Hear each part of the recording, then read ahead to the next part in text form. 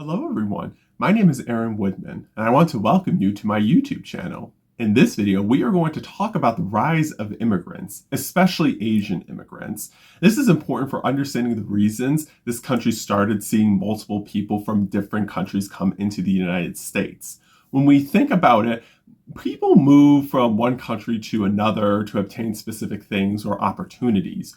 We are also going to see how these immigrants were treated when they arrived in this country. Let's begin with the California Gold Rush. At Sutter's Mill on the South Fork American River, California, on January 24th, 1848, James Marshall found gold. He and John Sutter tried to keep the news of their findings quiet, but gold is not a secret easily kept. 80,000 would-be millionaires descended from around the globe pouring into the gold fields. San Francisco boomed, going from a town of 800 people in 1848 to 25,000 2 years later. The Chinese population exploded with the gold rush. By 1851, there were 24,000 Chinese people in California, almost all there to make their fortunes in the gold fields. At first, the other miners accepted the Chinese, but soon the miners said the claim was theirs according to the law. The miners told the Chinese they had to clear out because they were not welcome here and the papers were no good here. The Chinese seemed to work harder, longer, and for much less of a reward than anyone else. They infuriated white miners. California instituted a tax on the Chinese and passed laws that made it impossible for them to continue hunting for gold. So the Chinese moved back to cities, mostly to San Francisco, and either hired themselves out or started small businesses. Most of the white miners had come alone, and washing clothes was considered women's work. So soon the Chinese began to dominate the laundry business. But clumped together, they became even more unpopular than they'd been prospecting. White politicians in the West, identifying a convenient scapegoat, began to campaign for Chinese exclusion. They knew that racism was a surefire way to get votes. If they could keep the Chinese living in dirty and unpleasant conditions, they could claim the Chinese preferred to live that way. This is something we need to keep in mind as we proceed through this video series on immigration, since this was the beginning of narratives that immigrants wanted to do cheap work and have cheap living. In the meantime, for the immigrants that were staying in the United States, we need to see how naturalization was like at the time. Enforcement of naturalization laws was left to the states. No one from the federal government made sure that a white immigrant was free of good character, or even that he waited 5 years to apply for citizenship. That allowed corrupt politicians like Boss Tweed to create citizens every time a ship docked. Fraud became rampant, especially in New York, where immigrants used false naturalization papers to vote for Democrats and keep Tweed in power. Tweed said, quote, "At least we took care of those poor wretches. We gave them jobs, got them medical care, and even gave out food. The last thing they wanted was the Fifth Avenue crowd running things. They all have voted for us if they could, and they did," unquote. The illegal votes helped Democrats carry New York State in the 1868 presidential election, and it appeared that they would do the same in 1872. Congress, still Republican-controlled, took up a bill that would apply national standards to citizenship requests and punish fraud with stiff penalties. While they were doing it, however, a topic came up about wanting to eliminate race as a factor in naturalization by striking the word white from the statute book. What were the responses from politicians? For Senator Charles Sumner, he never wavered in his belief that there could be no real freedom, no real democracy without equal rights. He was determined to use this bill to right an old wrong. He had supporters such as Senator Simon Cameron of Pennsylvania, who said, quote, I'm in favor of the position of the senator from Massachusetts because it invites into our country everybody, the Negro, the Irishman, the German, the Frenchman, the Scottishman, the Englishman, and the Chinese people. I will welcome every man. However, the idea that the Chinese might be free to enter the country and then become citizens infuriated Westerners who were trying to get rid of the Chinese already there.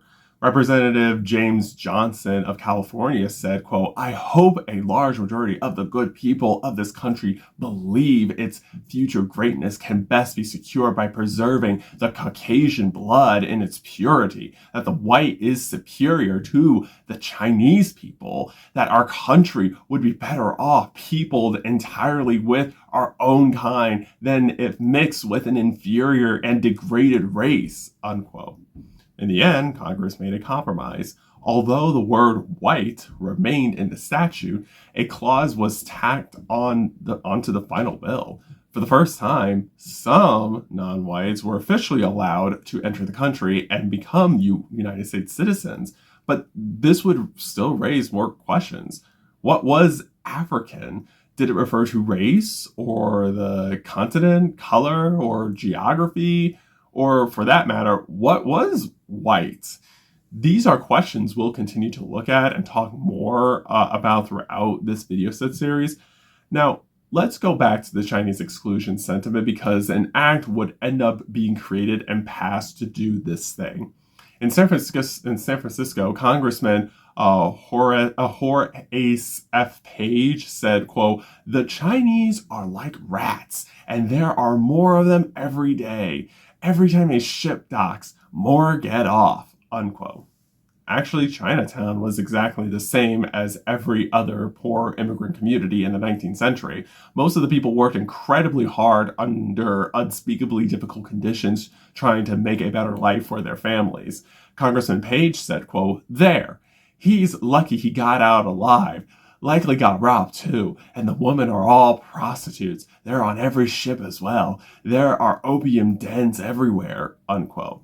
And like every other poor immigrant community, Chinatown was also crime-ridden, although the residents were victims far more than visitors, and no one was more victimized than the women.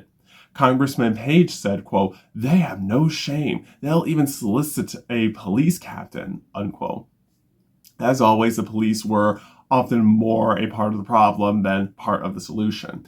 Congressman Page said, quote, "You ready to pay triple, 4 times what you do for a bottle of wine? California wine is big business and it's going to get a lot bigger. You want to put the kibosh on that because you hate the Chinese people? We are under threat, gentlemen. We must stop them from entering. I want to sponsor a bill to end the danger of cheap Chinese labor and immoral Chinese women," unquote. The bill easily passed in both houses of Congress and was signed into law by President Ulysses S. Grant on March 3rd, 1875. The Page Act became the first law in American history that restricted the entry of specific undesirable elements. There was a belief that quote, they work for no money. They're filthy. They live in squalor and they're stealing your jobs, unquote. There was an effort to get rid of them. Hard work was supposed to be an American virtue. Guess it depended on who was doing the work. Still, the legislators did not think the 1875 law was not enough. The Chinese kept coming in, and the legislators wanted to protect their workers, families, homes, and future. They believed the Chinese would overwhelm white Christians and wanted nothing less than to take over the nation. The legislators wanted to stop them. One legislator called for a vote on a bill to prevent any more Chinese people from entering the United States and prevent the United States from being overrun by an inferior race. So, the Chinese Exclusion Act passed the House by a vote of 202 to 37 and the Senate 32 to 15. President Chester Arthur signed it into law on May 6, 1882. It also stipulated that no Chinese immigrant could become an American citizen. It choked off Chinese immigration into the United States for almost 100 years. However, some crop business owners were unsure they could turn a profit without the Chinese since no one worked as hard or was paid less to do it. American government officials would search for Chinese immigrants who had lived and worked here for a long time to apply to be citizens. The officials incentivized it by saying the immigrant would be able to vote, own property, sign contracts, etc. They would need to come to the courthouse with a lawyer the government officials hired and present a written petition prepared by the lawyer. However, the judge would turn them down anyway. As they would go through the citizenship process, this was also the time to see what would be the legal meaning of white. And reshaped was the first case to test the legal meaning of this. His lawyer claimed that Mongolians were white within the meaning of the law. Here was what the judge said in general.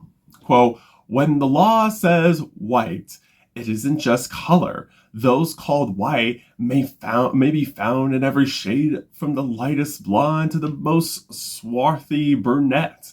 It means white like us, not Mongolians. Mongolians aren't white. They're different. Blumenbach said so. We were forced to accept Africans. We're not going to make the same mistake twice, unquote. The judge was very careful to use bad and proper legal language, but Aya was denied the right to become a citizen, as were the rest of his countrymen born in China. Lastly, let's look at Japan. After all, they are going to play a huge part in the immigration history of this country, so it is important to lay the foundation about them. In Edinburgh Bay, July 1853, there was a gunboat diplomacy which was better than exchanging trinkets.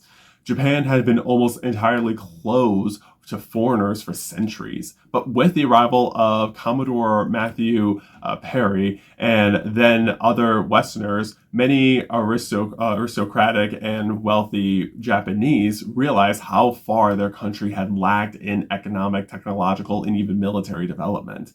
In 1868, a group of nobles bent on reform and modernization overthrew the ruling government and installed 15-year-old Masahito on the throne as Emperor Meiji, which means enlightened. The new rulers broke down the older order, sweeping away the caste system, a feudal economy, a medieval military, restrictive education, and most notably the unwillingness to interact with other nations. They learned well.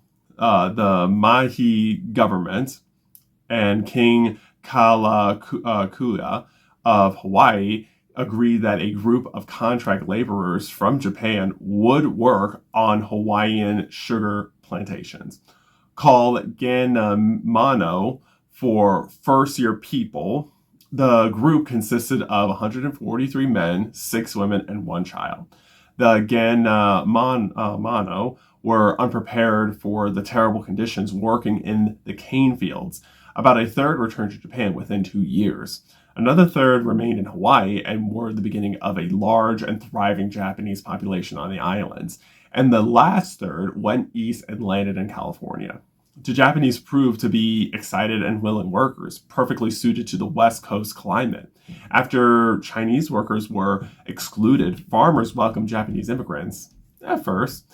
It was only a matter of time when there would be an effort to restrict Japanese immigration. But until then, the farmers were satisfied with them because the Japanese immigrants were fulfilling the farmers' economic interests.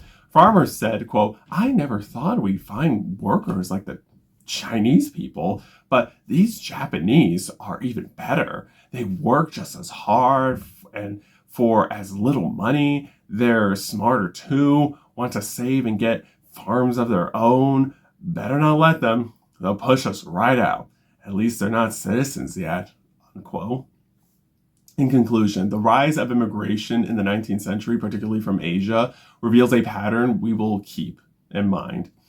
Immigrants were welcomed when their labor fueled economic growth, but rejected when they were seen as a competition or a threat to racial and political power. The experiences of Chinese immigrants during and after the gold rush show how quickly acceptance could turn into exclusion as economic anxiety and racism were combined to justify discriminatory laws and negative social narratives about them. At the same time, debates over naturalization showed how deeply race shaped the meaning of American citizenship, with lawmakers and judges struggling and often refusing to define equality beyond whiteness.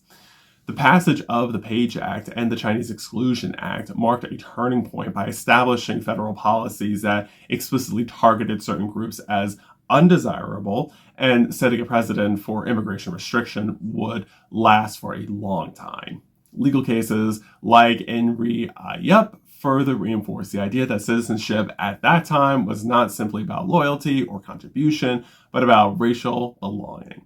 As Japan entered the global stage during the Meiji era, Japanese immigrants began to follow a similar path, where they were initially valued for their labor, but they will soon face restrictions that the Chinese immigrants face.